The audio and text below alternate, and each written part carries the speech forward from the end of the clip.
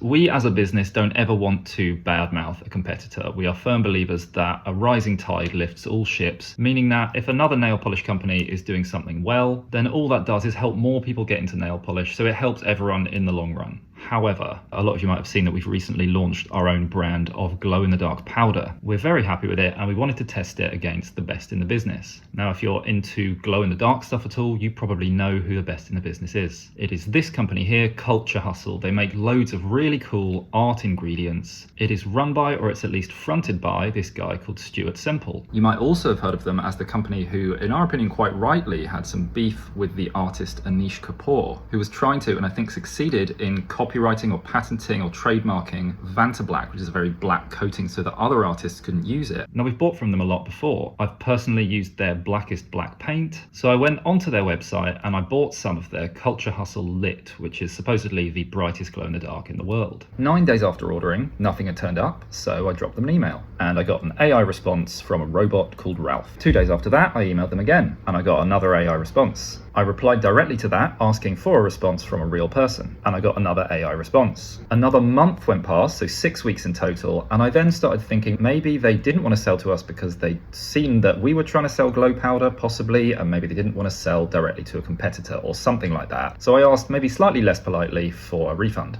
and I got no response. 10 days after that, I tried contacting them through the contact form on their website, thinking maybe they were having email troubles, and I got no response. 2 weeks after that, they started sending me marketing emails, and I received several of those before unsubscribing. I then went to their Instagram, which I can't show you because they've either deleted their account or blocked me on multiple different accounts, so maybe someone can confirm that for me. But I sent them various DMs with no response even though they saw them. I then looked at some of their posts, which I can't show you, but they were clearly replying to people who are interested in the product, still trying to take money from them. So for a couple of days I spammed their Instagram posts trying to get some sort of response just to see if anyone there was alive or whether it was a complete scam, and they deleted all of my comments. So at this point I gave it a bit of a Google to see if anyone else was having an issue, and clearly they were, because if you go to their dedicated subreddit, the description says, formerly a place to share art and discuss Culture Hustle products, now a place to vent frustrations about Culture Hustle. And there is story after story after story of people who have spent hundreds of pounds in some cases and they've just taken their money and sent nothing. They've requested refunds. They ignore them completely.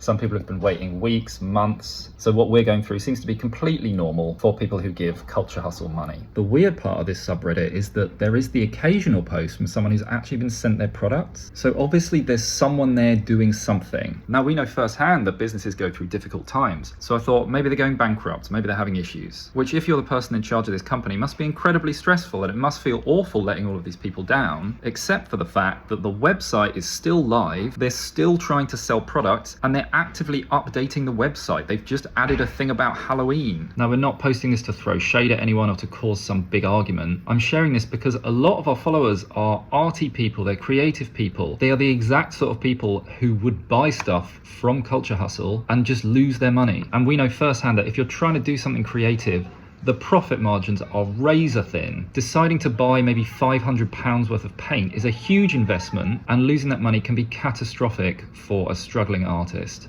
So Culture Hustle and Stuart Semple, I, Felix Ure from Snailworks, am calling you out.